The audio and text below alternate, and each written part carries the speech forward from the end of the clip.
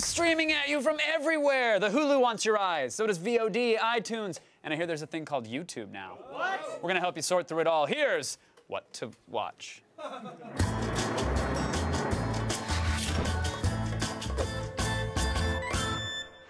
Please welcome the twisted filmmaker whose work you've seen on the big screen with Super and on your computer screen with PG porn. James Gunn is here. And a guy who watches bad films so you don't have to, Rotten Tomatoes editor-in-chief, Matt Atchity is here. Thank you. Pleasure to have you here, gentlemen.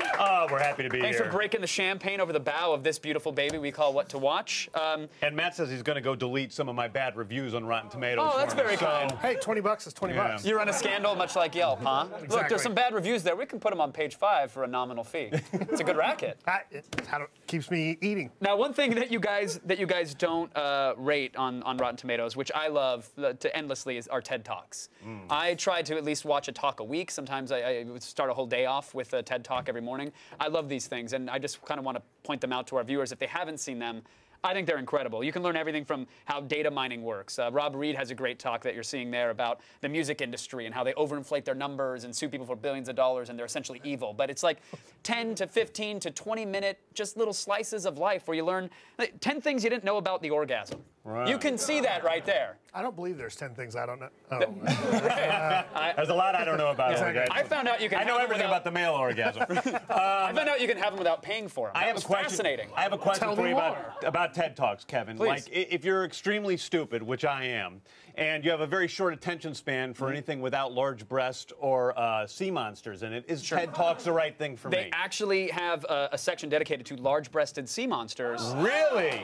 That juggle chainsaws while there's explosions going on. That's it. But I think TED Talks. No, are I think look, TED Talks are they are a little higher brow, but look, you got Bill Gates releasing mosquitoes during one to show people how dangerous malaria can be. So you watch a room filled with millionaires and aspiring millionaires running for their lives because there's a mosquito outbreak. No, but there are some more accessible ones too, right? Sure. Like there's a great couple of talks from Adam Savage of Mythbusters fame. Yes. Andrew Stanton from Pixar does a really good one. I've seen one from Tandy Newton. So if you're interested, there's stuff from game developers in there. There's a lot of really interesting These are all the stuff ones for stupid people like me, is what you're saying. Yes, They're exactly. easily accessible. Yes, yeah. The barrier to entry is minimal. Right. Yeah, I think there's even one on the game developer front. A gentleman gave a talk about how Blizzard data mines and looks at how people play their games, so they know the exact optimization of a game world at any given time. They know how many characters need to be on the screen, how many items you need to get, how much gold something needs to give you to keep the player motivated to play more.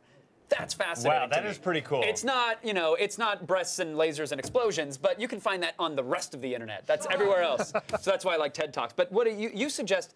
Now, I have a show that I really, really love. You can watch it on, I know you can watch it on YouTube. I think you can buy some of the series on DVD, PAL, and on VHS. But it's Louis Theroux's Wild Weekends. This is a TV show that was on BBC Two from, I think, 1998 to 2000. There were 3 full seasons of it. And every episode was basically Louis Theroux, this charming guy, going on a different weird weekend where he did, examine some fringe subculture, whether it be racist, this, racist, little girl rock band named Prussian Blue, or Thai mail-order brides that we're watching right here now, or all sorts of amazing groups of people, a survivalist,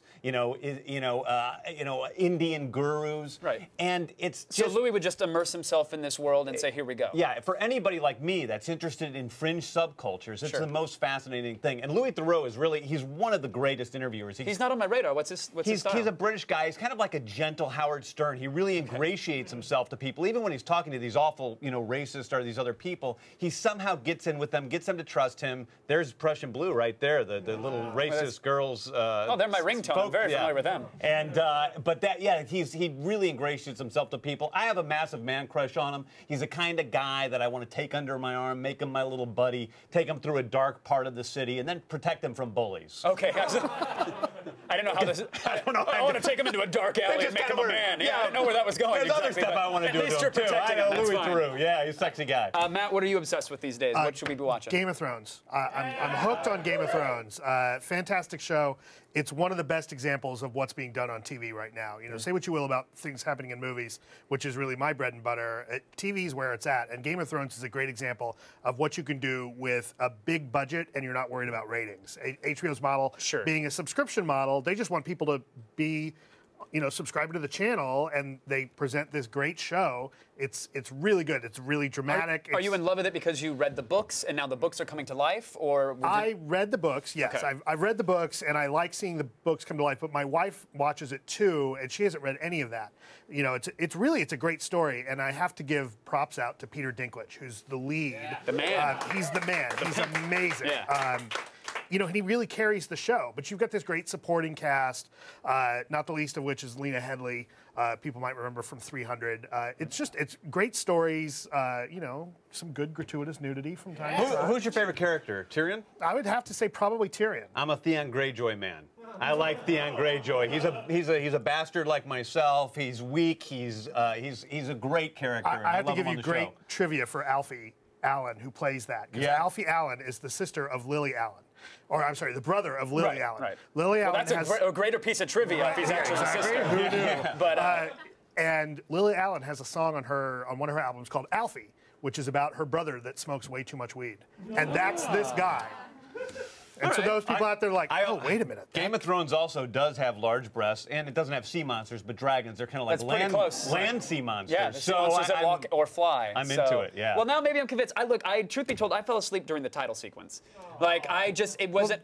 But that's why God gave us fast forward. That is it. That is it. Are you watching? I know, there's 2 episodes left. There's for the 2 season? episodes left. I heard season 2 from. Now, this is from fans of the show. I heard season 2 was not as exciting as season 1. I think they're crazy. Season 2 is so much better than season 1. I think as a writer and a filmmaker, I think that season 1 there were a lot of scenes where people were in rooms talking about battles off screen, and it was very stilted at times. I think season 2 has been wonderfully dramatic, wonderfully visual. It's still a lot of talking, but at least they're having sex while they're talking. It's just more visual. There's been some more action in this one, and then it's going to get even more. The last 2 episodes that are coming up, there's lots of action. They've upped their budget. We've got some big battle scenes coming up, and it's going to turn the tide for a lot of characters. So when we get to season 3, people that were kind of on top are now really going to have things going wrong for them. And very quickly, I mean, we're totally out of time, but I love that people still get excited. They're like, well, it's on HBO Go now, so you can see it on your iDevice or a tablet or on a computer, and that's cool. But how far are we until that statement means nothing anymore? Like, how much time has to pass until media is just available everywhere because it's supposed to be, and that's how people want it? Is that happening soon? I think a couple years, and I think it's one of the reasons why TV is doing so much,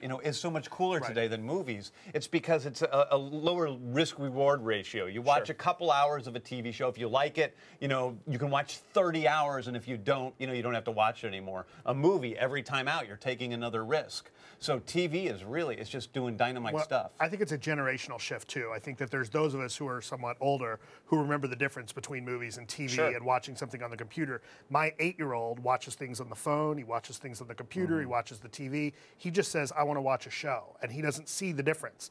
There's kids that are older, teenagers, that's the way they think. So I think that we're, probably 8 or 9 years away from that level of singularity, call it, but that's where it's going to happen. So it's up to the Beliebers. It's up to exactly. It's up to the Bieber generation. I'm going to go hang myself. James Gunn, Matt Atchity, thank you guys so much for joining us. I hope you guys find what to watch. Stay tuned. Jessica